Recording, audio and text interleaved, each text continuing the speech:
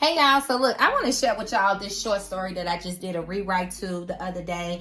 That's titled Oiling His Feet. To those of you that are new with me, I am working on a book of short stories, which I hope you guys tap into my other book, One Woman's Work, because I'm planning to do something real special that has something to do with that book real soon. So I want you guys to get familiar with me all the way through and through. So this is titled Oiling His Feet, and I did the rewrite the other day, and I just felt like I should share this with you guys. So here goes. The night was young, the music was loud, and the women were dressed in their best. There was one woman in particular that caught Arlen's attention. She wore a yellow and white pinstripe top that hung from her shoulders. The white pants she had on were long enough to cover her well-manicured toes.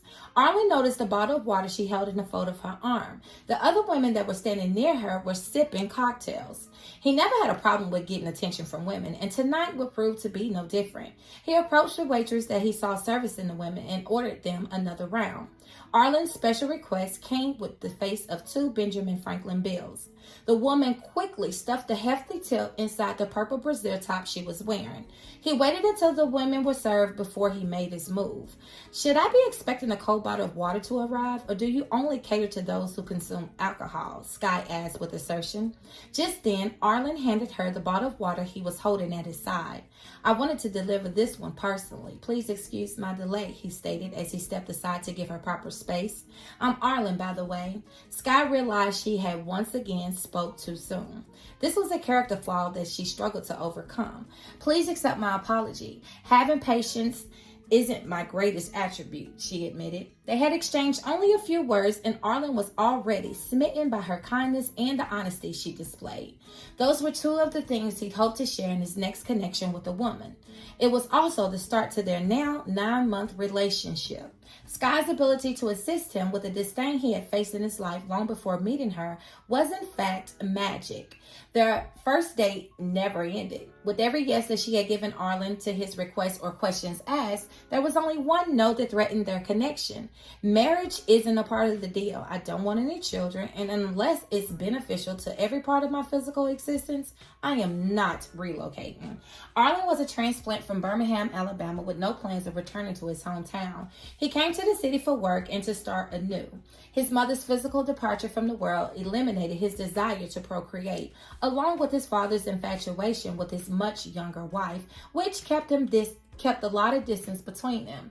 He didn't have any children of his own back home, which made his decision to move away a lot easier. There was only one thing left for him to consider: no marriage.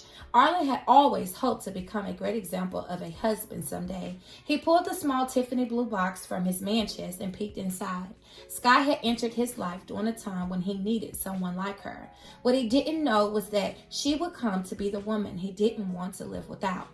He was 40 pounds lighter, his thoughts were clearer, and he was living out the dream life of many men. His chosen woman had shown him things he didn't know he needed to see. Arlen checked the calendar app in his phone and grabbed his overnight bag from his bedroom closet. It was his turn to spend the weekend at Sky's place. Their scheduled visits was one way they were able to build intimacy in their relationship. Sky was in the kitchen finishing up with the meal she was preparing when she heard Arlen let himself in with his key. How was your drive? She asked as he took his shoes off at the door. Not bad at all. The food smells delicious, he added as he made his way into the kitchen. She was fixing a few of his favorite things: lobster mac and cheese with roasted asparagus and homemade rosemary buttermilk biscuits. They embraced for a warm hug and a light kiss on the lips. He gave her the space she needed to finish preparing their dinner and headed to the bedroom to put away his things. On the bathroom vanity was a foot spa, the same foot spa Sky used in between her own nail appointments. Next to it was a bottle of oil she had used to soften the bottom of his feet. Before meeting Sky, Arlen had never experienced the pleasures of a pedicure.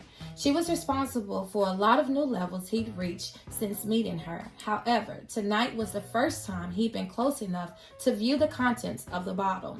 There were particles that had settled at the bottom, which resembled dry herbs.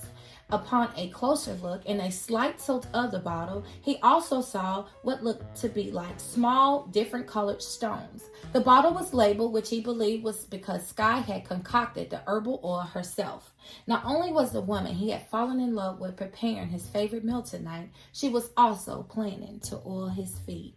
May you guys find inspiration from this story to connect with your loved ones in your life and do something very kind and generous for them and catch them off guard. Make it a routine, make it a habit. Give each other something to look forward to.